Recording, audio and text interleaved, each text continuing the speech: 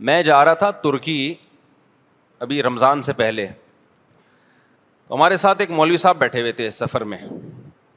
وہ مولوی صاحب مجھے زیادہ انہوں نے بیان نہیں سنے میرے, وہ چٹکلے نا یہ جو شارٹس آتے ہیں نا, تو مجھے کہنے لگے آپ اصل میں اس لیے مشہور ہیں کہ آپ لطیفے بہت چھوڑتے ہو.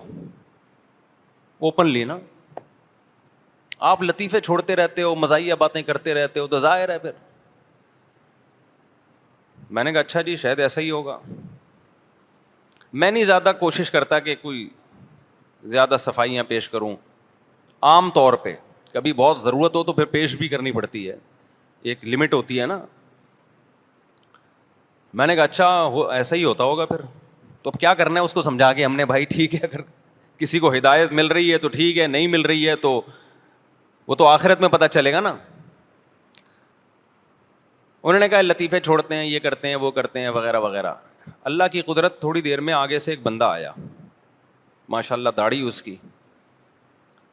وہ اپنی فیملی کے ساتھ یورپ جا رہا تھا. اس نے کہا مفتی صاحب میں ملحد ہو چکا تھا, خدا کا منکر, سمجھ رہے, اسلام چھوڑ چکا تھا. اچھا وہ مولوی صاحب کے سامنے کہہ رہے میں نے آپ کا بیان سن کے داڑھی بھی رکھی, میری بیگم نے بھی پردہ کیا, بھی مجھے پورا صحیح طرح یاد نہیں ہے اس کی کہانی, ہو سکتا ہے کچھ الفاظ آگے پیچھے ہو جائیں,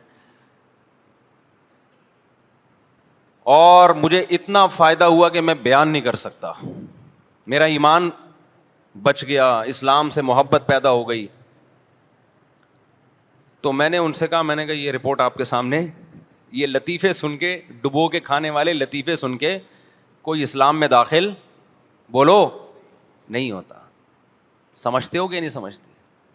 اب سوال پیدا ہوتا ہے جب ڈبو کے کھانے والے لطیفے سن کے اسلام میں داخل نہیں ہوتا تو پھر ہم یہ ڈبو کے کھانے والے لطیفے سناتے کیوں ہیں, یہ چٹکلے سناتے کیوں ہیں؟ سوال یہ پیدا ہوتا ہے کہ جب اس کا اسلام سے تعلق نہیں ہے تو ہم یہ سناتے کیوں ہیں؟ اس کی وجہ یہ بھائی ہمارا مزاج ہے. ہم اپنے مزاج سے کیا ہیں, مجبور ہیں.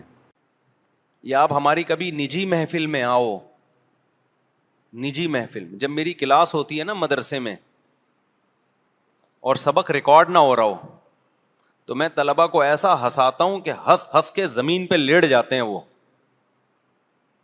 یہ مزاج ہے. انسان کی طبیعت کبھی چینج نہیں ہو سکتی, پہاڑ اپنی جگہ سے ہل جائے. کچھ لوگوں ہوتے ہیں خشک مزاج, ان کو ہنسانا یا ان سے مزاح کی بات سننا, آپ ان کو 1 کروڑ روپے بھی دیں گے تو وہ نہ ہنس سکتے ہیں نہ ہنسا سکتے ہیں.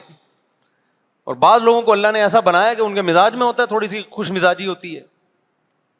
تو ہمارے مزاج میں کچھ اس ٹائپ کی چیزیں, کچھ ایسے بچپن سے ہی جراثیم یا کہیں پیدائش سے پہلے اللہ نے انسٹال کر دی ہیں. سمجھتے ہو کہ نہیں سمجھتے؟ اچھا لوگ کہتے ہیں ممبر پہ بڑے خوش مزاج نظر آتے ہیں, یہ حقیقی لائف میں ایسے نہیں ہے. جتنا میں ممبر پہ خوش مزاج نظر آ رہا ہوں نا, یہ ممبر کے تقدس کی وجہ سے تھوڑا کنٹرول کیا ہوا ہے میں نے, اور کیمرے کی وجہ سے. صحیح ہے نا. حقیقی لائف میں میرا خیال ہے اس سے 20 گنا زیادہ ہوں گا, کم نہیں ہوں گا.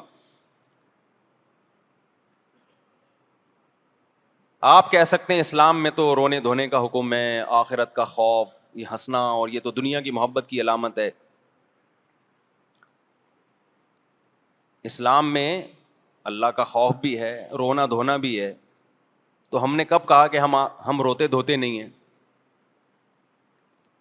یہ بھی نہیں کہا کہ روتے دھوتے ہیں, یہ تو ہمارا اور اللہ کا معاملہ ہے نا, یہ تو اللہ جانے ہم جانے.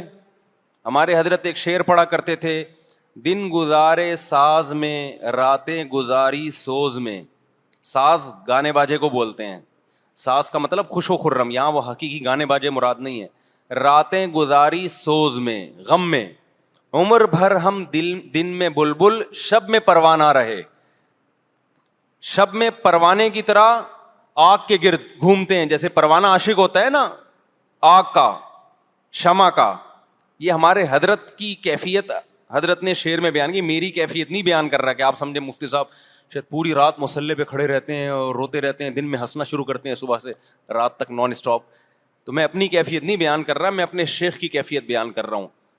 وہ فرمایا کرتے تھے کہ جو دن میں جو اہل اللہ جو بلبل کی طرح چہک رہے ہوتے ہیں تو یہ اس کی علامت نہیں ہوتی کہ ان میں اللہ کا خوف نہیں ہے.